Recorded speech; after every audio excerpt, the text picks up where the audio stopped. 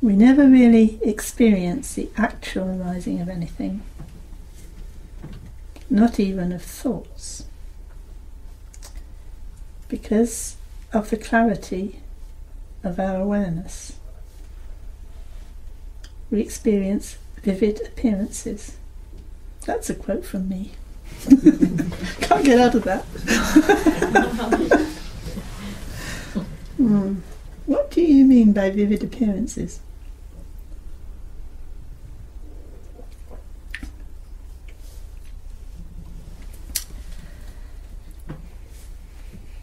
On one level, I mean something quite ordinary.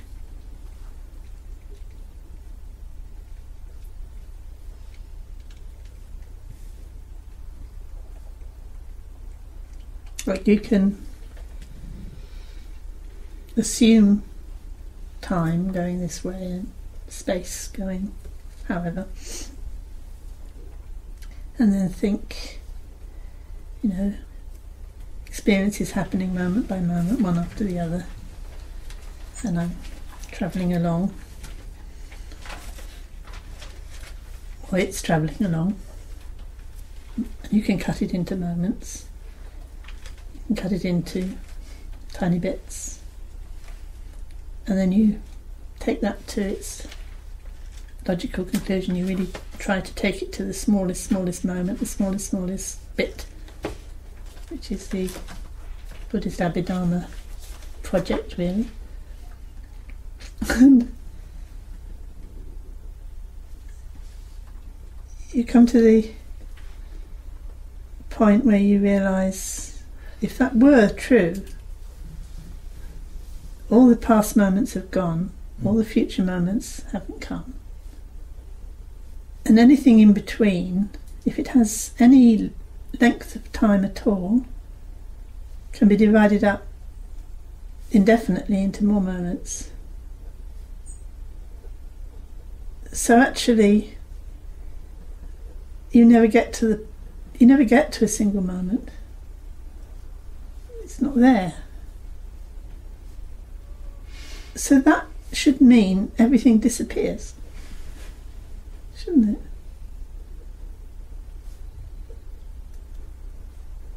It shouldn't be possible for anything to happen, for knowledge to happen, or anything to happen. But it is. That's not the situation, is it?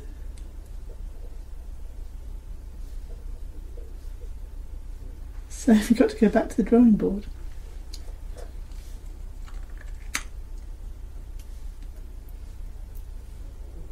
Here we all are.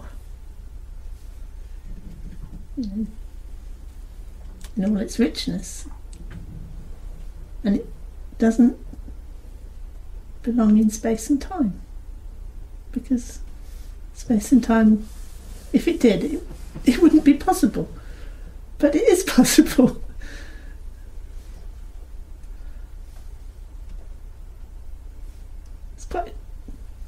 It's very shocking.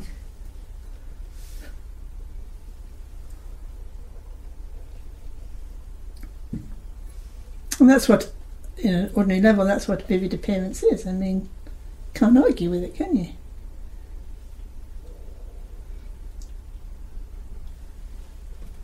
What's she going to do about it? I mean, you're not possible. Any of it. So you could say that's a clear appearance. An impossible appearance.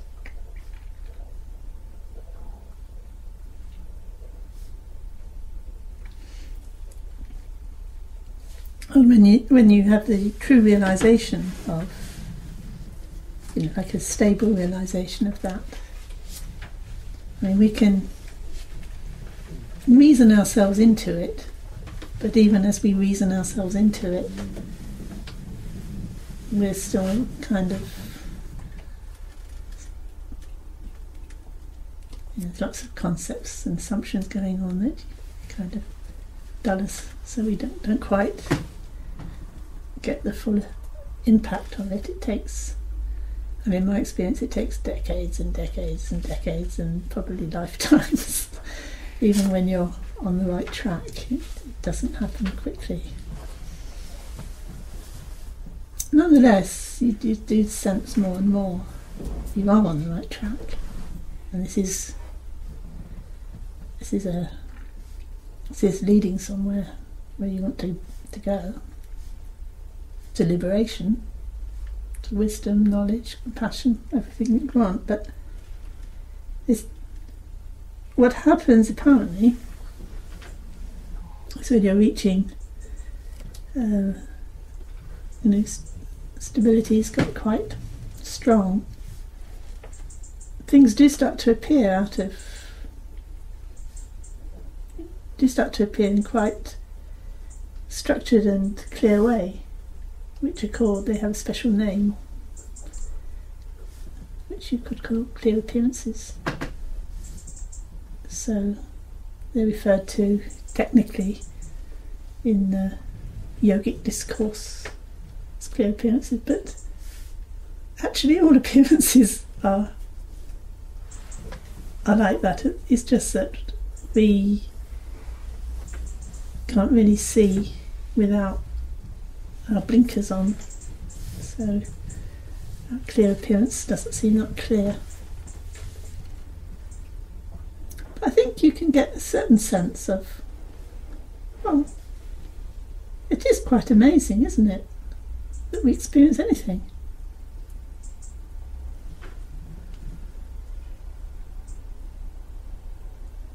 So the more you can be amazed by that, the nearer you are getting towards some sort of deep realization of the true nature of everything. And certainly, yeah.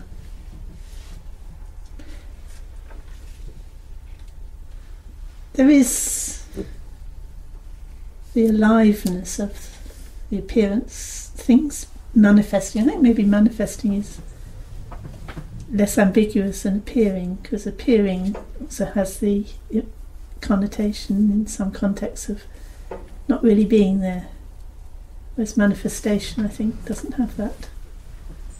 It's less ambiguous, I think. Though we translators have been using appearances for years, and I'm only just now experimenting with translating using manifestation, and it's quite a translator's problem. What words to use.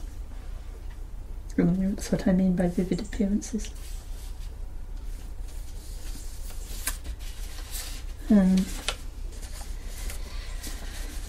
Okay, in my meditation I keep asking myself, what does it mean to be concentrated and keep one's mind still?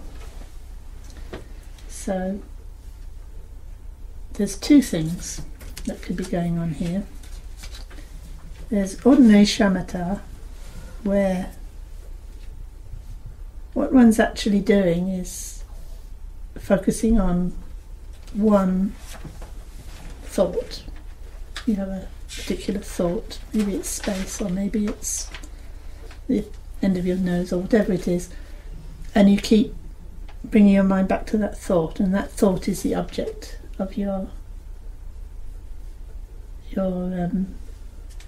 concentration, if you like. You're concentrating on that thought,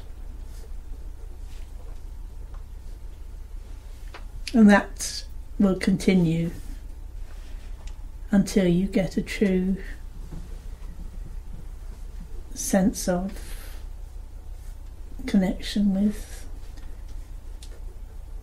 resting in your true nature. So stillness in the shamatha would be success in doing that, or not. But from a deeper point of view, it isn't really a success, and it isn't really very useful. It could lead to attachment. But a bit of it's useful to, if our mind's very wild, and it's quite good to bring it back to the point. So the other sense in which one could bring the mind to stillness would be rest in the true nature of the mind, heart. And that isn't a thought, as I've been at great pains to point out. And thoughts don't disturb it at all, ever, in the slightest.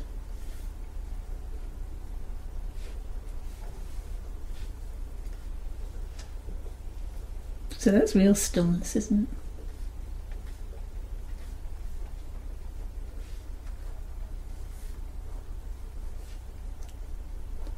It's the image of the sea and the sky and mind, isn't it? The sea and the waves, or the sky and the clouds. The same way you can, if you rest in the chitta, if you rest in the ocean, you rest in the sky, these are images for the mind, heart. Then actually the thoughts are, just as the waves and the clouds are no problem, so the thoughts are no problem. Not only that, they're rather lovely. They've got qualities that are quite engaging and quite splendid. So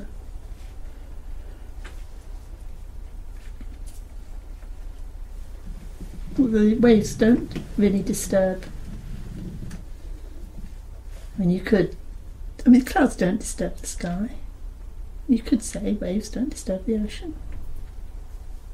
But even more so, what those images are pointing to is the mind, and the mind is not at all disturbed by thoughts.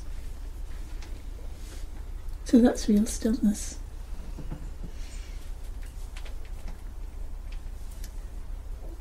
It's just a matter of realising it, because when you don't realise it, you get caught in the thoughts. So there's a very strong impression of disturbance. So it's a matter of perspective.